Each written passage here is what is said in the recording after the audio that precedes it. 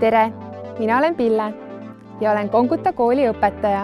Ettevõtlusõpe annab suurepärase võimaluse, et arendada õpilastes 21. sajandi oskusi. 21. sajandi oskusteks loetakse tänapäeval julgust, algatusvõimet, kriitilist mõtlemist ning probleemide lahendamise oskust. Õpilaste elu ei pea olema mugav, sellepärast et just ebamugavus ning kitsikus sunnivad neid lähenema loominguliselt. Õpilastele tuleb anda võimalus eksida. Neid tuleb innustada mõtlema raamist välja. Igast õpilasest ei pruugigi ju saada ettevõtjat, kuid meie ülesanne on teha nii, et nad mõtleksid ettevõtlikult ning oleksid enesekindlad.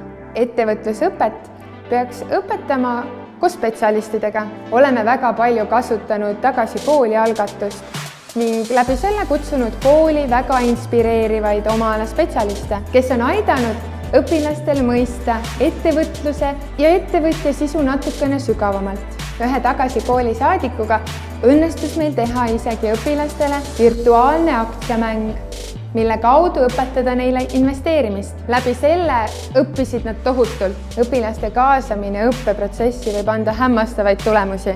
Arutlesime siin üks päev õpilastega, et kuidas muuta matemaatikatundi põnevamaks. Nende ettepanek oli, et matemaatikatunnis peaks hakkama kasutama Minecrafti.